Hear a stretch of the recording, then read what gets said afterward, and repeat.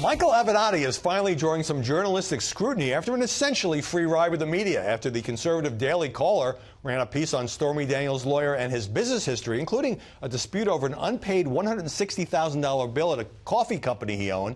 Avenatti sent the author a threatening letter. If you and your colleagues do not stop with the hit pieces that are full of lies and defamatory statements, I will have no choice but to sue each of you and your publication for defamation. So if I were you, I would tell Mr. Trump to find someone else to fabricate things about me. CNN's Don Lemon asked him about that. Do you think that that behavior is similar, that you're threatening? No, I think you're talking apples and oranges. If we encounter journalists that don't get their facts straight by design, don't follow basic standards of journalism, purposely skew stories to fit their own political dialogue and what they want the message to be, we're going to continue to call them out on that. And when The Hollywood Reporter was working on a column examining whether Avenatti was helping his career more than the cause of his porn star client, the author says, he called me up and became somewhat menacing. At one point, he called me an a-hole with an agenda and accused the lawyers I had spoken to of being jealous of his success. Joining us now to analyze the coverage in Houston, Kristen Tate, a columnist for The Hill and author of How Do I Tax Thee?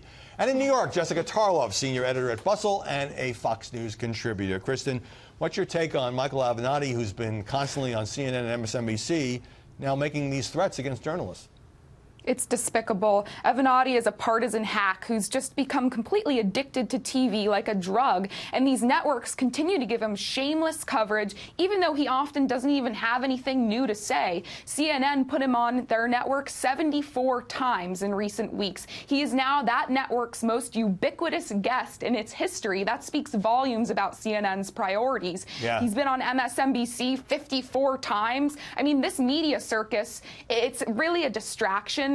And I don't think it does any justice for Stormy Daniels or the law. This is really about Avenatti getting as much media coverage as he can, so that he can get his own TV show. He's certainly getting that. Oh, the thing about the TV show, just briefly, New York Times reported that a show had been pitched to CNN and MSNBC, right, starring Avenatti and Scaramucci, but both of them have indicated that's not happening. So, Jessica, Avenatti, you know, is doing a job for a client, but he acts offended that journalists would look into his own background, his own business record, when he's made himself such a front and center player. Yeah, he shouldn't be surprised by this at all, and that's completely within their rights. And what journalists should be doing at this point is looking into a major news story here. I think obviously he's getting himself press, but he is right when he says every time I'm on TV, I am talking about Stormy Daniels, his client. And he is raising an incredibly important issue here with the payoffs here, the hush money, and then whether there was intimidation. He has now said that there could be 2 other women who may come forward. He's continuing to vet them. Okay, and on that point, let me jump in on that point. When he just makes one of these unsubstantiated claims, there may be 2 more women who allege that they had affairs with President Trump. Instead of the anchors saying, yeah, what proof do you have, most of them at least, they say, oh, tell us more.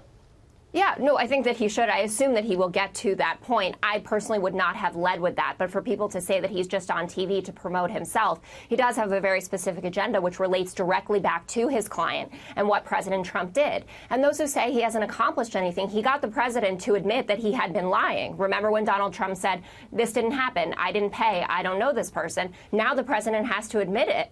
Had to admit it just last week after Rudy Giuliani kind of led us there and said it's coming. And Rudy Giuliani, in fact, even said there could be other women. So we'll see what happens there, but he should not be attacking journalists like this. He sounds Trumpian when he does it. He can go on TV, talk about his client, talk about the real issues here, but don't attack journalists for doing their job. Kristen, quick thought. It's completely irresponsible for this man to go on TV and make these unproven claims. But if you want to talk about real issues, the networks, while they busy themselves covering this Avenatti character, they're completely glossing over the issues that actually do matter to the American people, like immigration and the economy. Only 23% of Americans are interested in this Stormy Daniels story.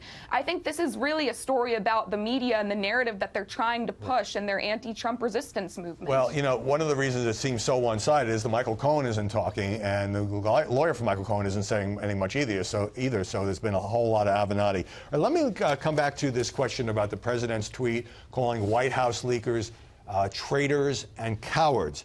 Now, this all started with a leak about White House communications aide Kelly Sadler making the joke about or the crack about John McCain dying. And I can report exclusively that in an Oval Office meeting with the president, he asked her what happened, and he asked her, are you done apologizing? She'd already apologized to Meghan McCain, the senator's daughter. Do you want to apologize more? And she said she did not want to apologize more, and the president agreed with that. So, but the president, who so often talks about fake news, is now acknowledging that White House leakers are a real problem for him. Jessica.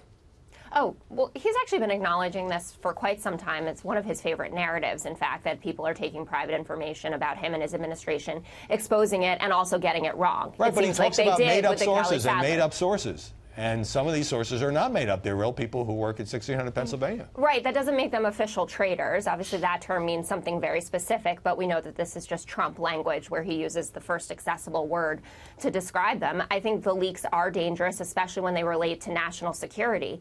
But he needs to think about the fact that people who work for him are so disgusted with what's going on, are so disturbed by the content of their meetings and the content of the policies and what this administration is doing, that they are going to the press. You know, I write a lot about these self-destructive leaks in my book, Media Madness, and I do think the president has every right to feel betrayed by people who are either on his payroll or in his orbit, Kristen. And, of course, journalists are going to gobble up these leaks when they either advance the story or often they make either White House officials or their boss look bad. Absolutely. The leaks are infuriating. However, Howie, I think that when Trump talks about the fake news media, he's misdirecting his anger in this case. The leaks are not the fault of the media. They represent a major problem inside of the White House. It's very easy for Trump and his supporters to scream fake news when there's an inconvenient leak.